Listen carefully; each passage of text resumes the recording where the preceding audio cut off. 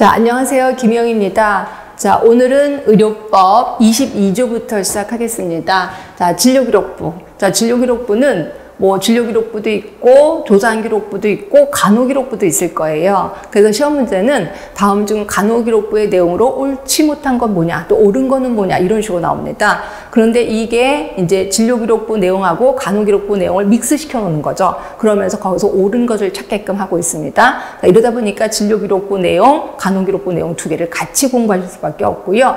조산기록부는 그렇게 자주 나오진 않아서 그건 그냥 생략하도록 하겠습니다. 그 다음에 무엇보다도 중요한 건 이 기록부들의 보존 연한. 그래서 몇 년 동안 보존해야 된다, 몇 년 동안 보존해야 된다, 이런 것들이 되게 중요하거든요. 이제 그거에 대해서 할 건데 그거는 지금 한번 해볼까 합니다. 자, 진료기록부 일단 가장 많이 보존해야 되는 게 10년짜리가 있어요. 10년짜리. 이게 10년 동안 보존해야 되는 건 중요하기 때문에 무조건 외우시는 게 좋습니다. 이거는 수술기록부, 또 하나가 진료기록부. 자, 요거는 10년 동안 보존을 해야 돼요. 10년은 되게 중요하니까 외우시고요. 반면에 가장 짧은 거 있어요. 짧은 거 2년은 처방전. 그래서 제가 이거를 외울 때 처방 이렇게 외우라고 얘기합니다. 처방전은 2년 동안 보존합니다. 자, 그리고 3년 동안 보존해야 되는 게 있어요. 이게 진단서 등의 부본이요. 자, 진단서 등의 부본은 또 뭔데? 부본은 사본을 얘기하는 거고요. 결국 진단서 끊어주세요 라고 하면은 진단서 끊어서 원본을 이제 환자한테 주고 사본을 병원에서 이제 보존하고 있다라고 보시면 되고, 나머지는 몽땅 5년이에요. 외우기 쉽죠? 그쵸? 요거만 외우시면 돼. 10년, 2년, 3년 요거만 외우시고 나머지 좀 낯설다 싶으면 그냥 5년 이렇게 해서 외우시는 거 괜찮습니다. 이건 무조건 외우셔야 돼. 단골 문제입니다. 자, 그리고 25조. 자, 신고. 자, 이거는 우리가 면허를 땄어요. 면허를 따고 나면 3년 뒤에, 3년마다 신고를 해야 되는 거 아시죠? 저는 어디에서 근무하고 있고, 그 다음에 잘 살고 있습니다라는 걸 신고를 해야 됩니다. 이걸 이제 3년마다 신고해야 된다라고 돼 있고, 물론 누구한테 신고하냐면 보건복지부 장관에게 신고하게끔 돼 있습니다. 그렇다고 보건복지부 장관이 직접 신고를 받지는 않으실 것 같고요. 그러면 요 일을 중앙회 회장이 하고 있습니다. 그럼 중앙회 회장한테 신고하면 되겠구나. 이것도 전화로 하는 건 아니고 인터넷을 통해서 신고하게끔 돼 있고요. 그럼 언제까지 되느냐? 언제까지 신고하느냐? 3년이 되는 해에 12월 31일까지입니다. 3년이 되는 해에 12월 31일까지 신고하게끔 돼 있다. 근데 신고할 때 내가 보수교육을 받았는지 안 받았는지 이거를 거기다가 증명서를 제출해야 돼요. 근데 보수교육을 안 받았어. 그러면 신고를 반려한다. 신고를 안 받겠다는 겁니다. 그러면 나 보수교육도 안 받았고 그 다음에 신고도 안 했어. 그럼 어떻게 될까? 뭐 벌칙, 벌금이 나오나요? 예, 그렇진 않아요. 벌칙, 벌금이 나오는 건 아니고 그럼 어떻게 되느냐? 그냥 나는 면허가 없는 상태, 무면허 상태다라고 보시면 됩니다. 그래서 3년에 한 번씩 반드시 신고를 해야 되고, 신고를 하기 위해서는 반드시 보수교육을 받아야 된다라고 생각하시면 되고요. 자, 그 다음에 이제 변사체입니다. 자, 변사체는 죽어있는 시신을 변사체라고 하진 않고, 이제 죽어있어. 길거리에서 죽어있는데 곱게 못 죽은 것 같아. 누군가가 뭔가 타살을 한 것 같아.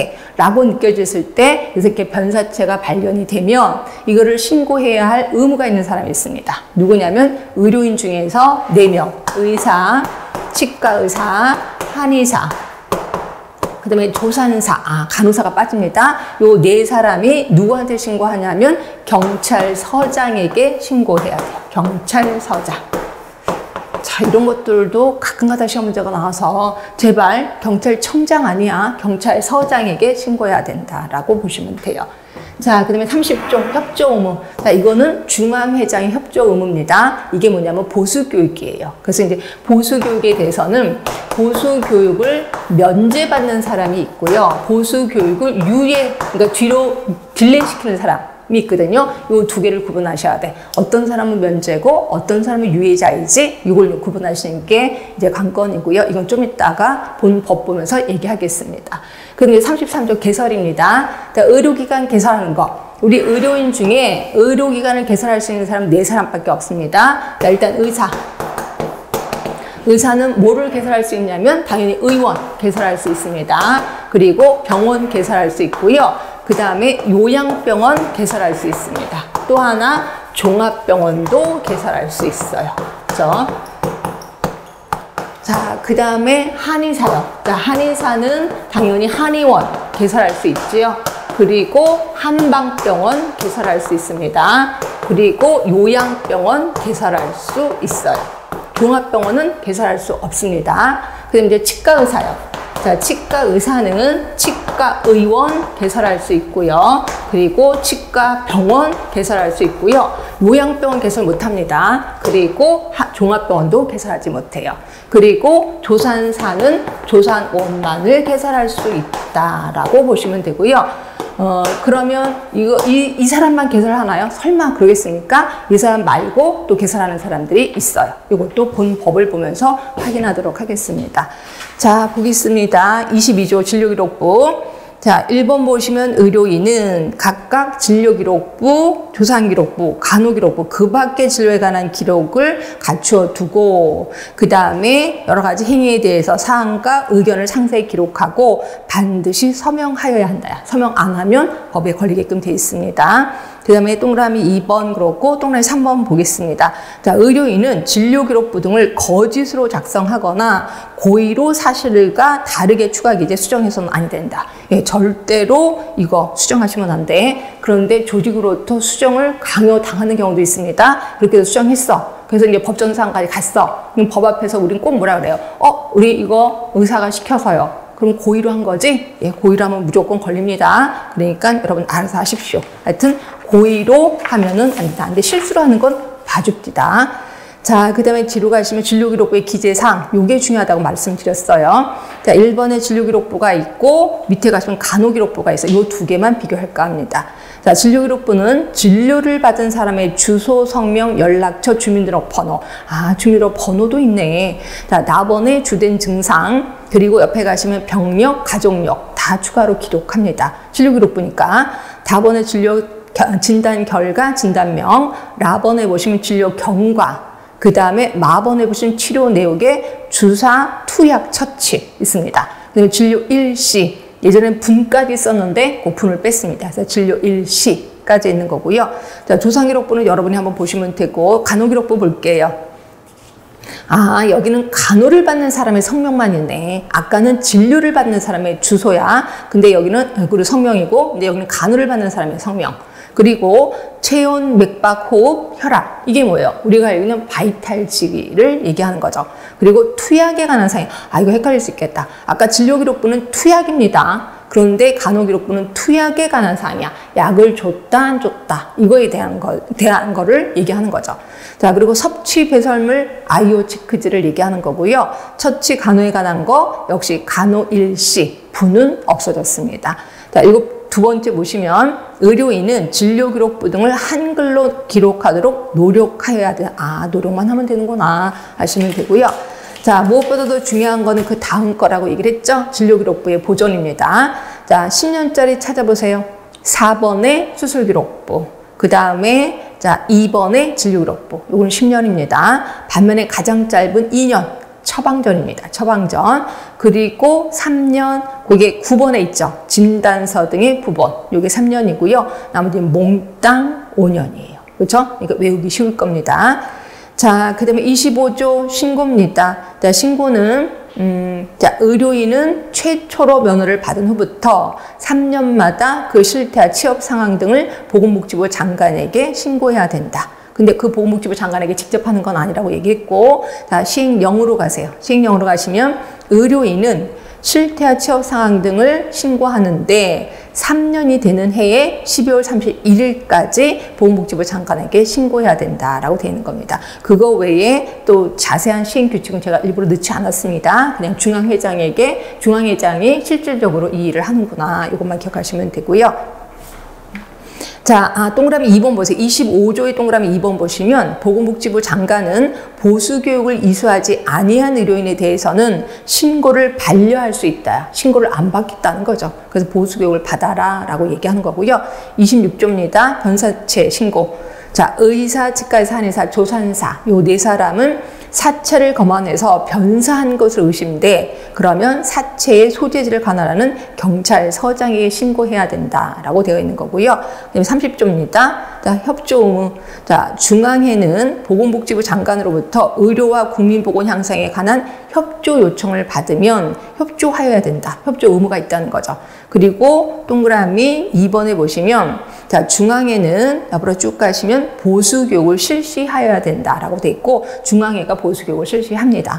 그리고 동그라미 3번에 의료인은 보수교육을 받아야 한다라고 돼 있고 자, 보수교육 아까 말한 대로 면제자가 있고 유예자가 있을 겁니다. 자, 그래서 보시면 동그라미 1번도 읽어는 볼게요. 자, 보수교육의 내용입니다. 자, 1번 직업 윤리에 관한 거, 2번 업무의 전문성 향상, 업무 개선, 3번 의료관계 법령, 여기서 또 나오네 법이, 그리고 4번에 선진 의료기술 등의 동향, 그쵸? 그 밖의 내용도 다 보수교육을 받고 있습니다. 자, 동그라미 6번, 이거는 면제자예요. 면제자. 자, 전공이 하면 우리가 알고는 레지던트를 얘기하는 거겠지. 전문이 아니에요. 자, 2번에 보시면 의과대학, 치과대학, 한의과대학, 간호대학의 대학원 재학생. 역시 면제입니다. 네, 세 번째 보시면 신규 면허 취득자. 그러니까 올해 내가 면허를 받았어. 그럼 올해 보수교육이 면제가 된다는 거죠. 그 다음에 네 번째는 보건복지부 장관이 보수교육을 받을 필요가 없다고 인정하는 사람. 이 사람이 면제입니다. 동그라미 7번은 유예자예요. 유예자는 딜레이시키는 거죠. 해당 연도에 6개월 이상 환자 진료 업무에 종사하지 아니하는 사람. 두 번째, 보수교육을 받기가 곤란하다고 인정하는 사람도 역시 유예자. 결국 저를 비롯해서 대부분의 대학에 계시는 교수님들은 유예자구나라고 생각하시면 돼요. 자, 그리고 시행규칙 23조 보시면 보수교육과 관련된 서류는 3년간 보존해야 된다라고 되어 있는 거고요. 자, 33조입니다. 개설이에요. 자, 동그라미 2번 보시면 보이시나요? 의사는 종합병원, 병원, 요양병원, 의원을, 그리고 치과의사는 치과병원, 치과의원을, 한의사는 한방병원, 요양병원, 한의원을, 조산사는 조산원만을 개설할 수 있다. 결국 의료인 중에서 4명만 의료견을 개설할 수 있다는 거고, 그분뿐이 아니라 이번 국가, 지자체도 개설할 수 있습니다. 세 번째 보시면 의료법인도 개설할 수 있어요. 그 다음에 네 번째 보시면 비영리법인. 우리나라는 영리법인이 허용되지 않습니다. 그래서 비영리법인 할 수 있고요. 다섯 번째 보시면 준정부기관. 그 다음에 그 밑에 가시면 지방의료원. 그 다음에 한국보훈복지의료공단. 예, 이분들도 모두 의료기관을 개설할 수 있다. 자, 그런데 이건 저번에도 얘기했는데 내가 의원급을 개설할 거야. 그러면 시군구청장에게 신고. 병원급을 개설할 거야. 시도지사의 허가. 네, 기억하시죠? 여기 써 있을 겁니다.